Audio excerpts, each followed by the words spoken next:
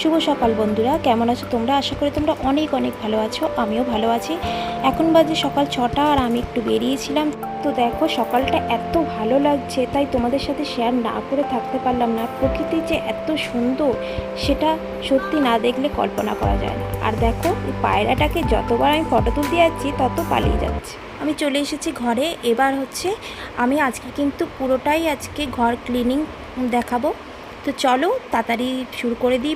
বিছানার চাদরটা আজকে আমি আর চেঞ্জ করছি না, একটু দুদিন আগেই আমি বদলেছি। তো একটু ঝেড়ে দিচ্ছি, তাহলে ধুলোগুলো কিন্তু ভালো পরিষ্কার হয়ে যায়, দেখতেও খুব ভালো লাগে। আর বালিশের ওয়ারটা শুধু চেঞ্জ করে দিয়েছি দুটো।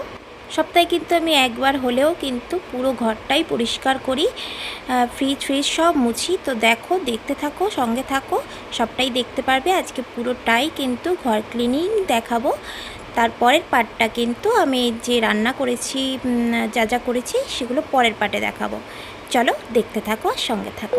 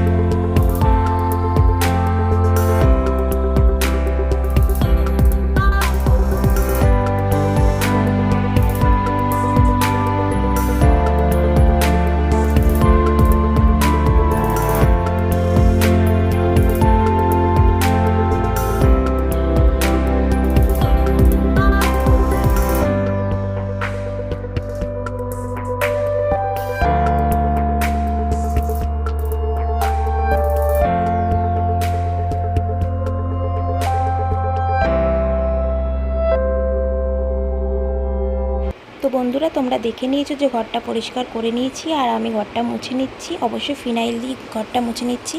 আর এর পরের যে কাজগুলো সেগুলো অবশ্যই আমি দ্বিতীয় পার্টে, দ্বিতীয় ভিডিওতে দেখাবো। একটা ভিডিওতে অনেক লং হয়ে যায়, তার জন্য আর এই ভিডিওতে আমি শেয়ার করলাম না। আর দ্বিতীয় পার্টটা দেখার জন্য কিন্তু অবশ্যই সাবস্ক্রাইব করে আমার সঙ্গে থেকো।